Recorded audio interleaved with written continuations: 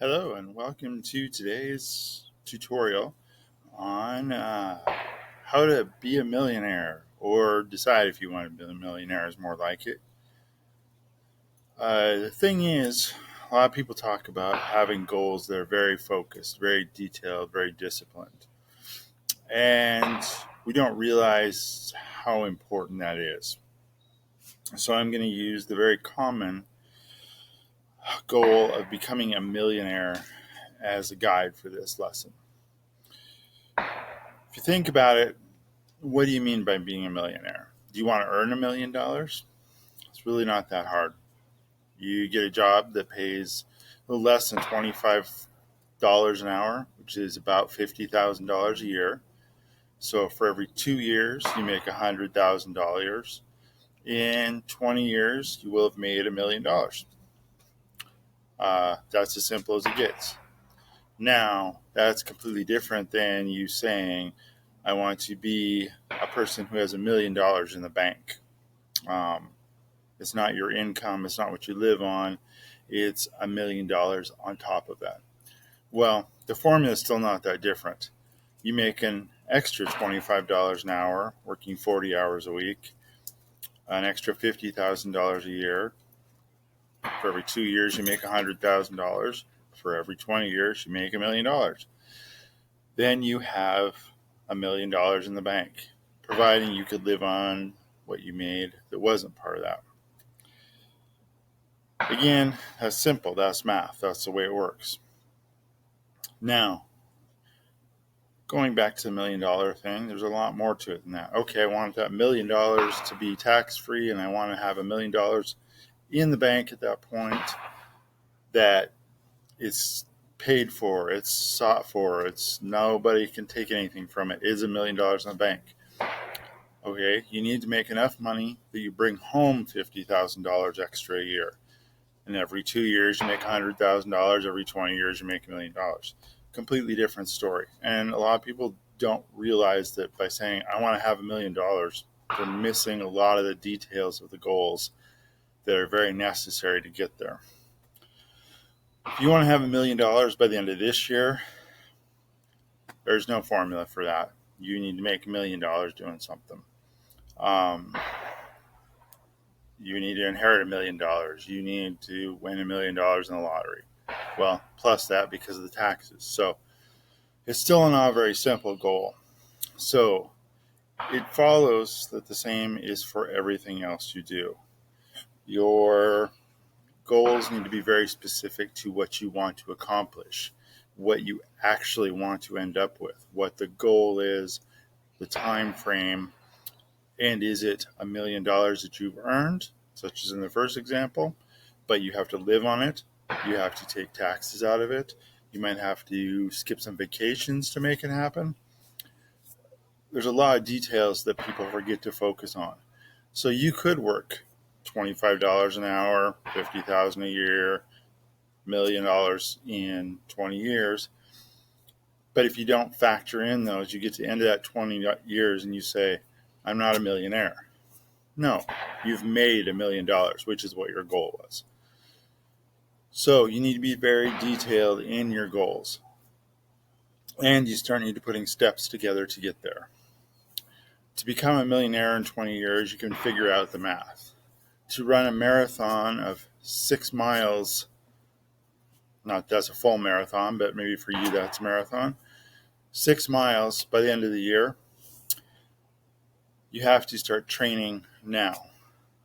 You do a mile this week. You do 2 miles next week.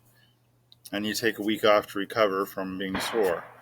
Then you do 2 miles a week after that, and you do 3 miles a week after that, and then you have a vacation, so you don't run for a week. You come back to a lot of work, and you don't run at all that week. Then you come back, run 3 miles the next week, and then the weather's bad. And then, so you need to not only put steps in place and have a very firm goal. You want to run 6 miles by Christmas Day of this year. You need to work on the steps to get you there. And you need to work on that specific goal. So by the time you hit November, you should be running 5.5 miles. That way you have the next 30 days, 60 days, wherever the exact date in November is, to put that extra half mile into your running regimen to get to the point of where you are running your 6 miles by that date. It's a very simple goal. If you're running nothing now, if it hurts for you to run 100 feet, it's going to be very hard to get to 6 miles without consistent practicing. If you run 5 miles now and it's May and you want to run 6 miles by the end of the year, you're most of the way there. You know it's not going to be a huge step to run 6 miles. So when you set your goals, realize how big your goal is. You can get there. You can make it there. Realize how realistic it is to do that goal starting where you're starting now. Then you need to come up with a plan to fit in between this and this, your goal and where you are now. You need to figure out how to get from here to here. It might not always be linear. In money, there might be setbacks. You might go on a vacation. You might need repairs to your home. You might need a new car. You might lose a month of work because the system you work for, the company you work for, is on hiatus for some reason. If you're running, anticipate times when there's bad weather. Anticipate weeks when you can't run because you're on vacation. Anticipate the fact you're not going to run Thanksgiving Day and the next 3 days after because of food and family and shopping and whatever it is. You need to be very specific on where you want to get and how to get there. Then you need to figure out how dedicated you are. How dedicated are you to running 6 miles by the end of the year? Are you going to train every month? Are you going to train every week? Are you going to train today? To be a millionaire in 20 years, are you going to work $25 an hour and just be happy that you've earned $1 million in 20 years? Is that a loose enough goal that if you earn $1 million, you're okay with it? Or do you put yourself on that path to where you have an extra $1 million in 20 years? You want to retire with $1 million in the bank. How many years do you have to fix this? You need to be specific on where you're heading and exactly how you mean it. How you want that $1 million. How you want that 6 miles to be run. Do you want it to be run in the hills? Do you want it to be run in the winter? Do you want it to be run in a certain time? You need to have these very factored into your goals. Then you put your steps in place to get there. And very good idea is to push your steps back a little bit. So you're training hard enough to run 6 miles in September instead of December. That way, if something comes up, you can accommodate for it. If something makes it hard to train, you can accommodate it. You can still meet your goals. $1 million in 20 years? Well, if you're just earning it, are you sure you can make $25 an hour, work full time for the next 20 years? Can you guarantee that? Or do you make $50 an hour and possibly reach $1 million in 10 years? But if you take vacations, if costs come up, if things happen where you can't work for a little while, will you still make that goal of meeting those $1 million? Your goals are yours. You need to decide what is important to you and what you're willing to do to put yourself in that spot that you've determined. It's very important to have it down where you want to end up. It's very important to put steps in place that you have to hit to make it to there. Sometimes things are not going to work out. Sometimes you're supposed to be running 5.5 miles by the end of September. You're not. You're running 5 because maybe you had a sprain. Maybe you couldn't run for a whole month. But you were set up to run 6 miles at the end of September.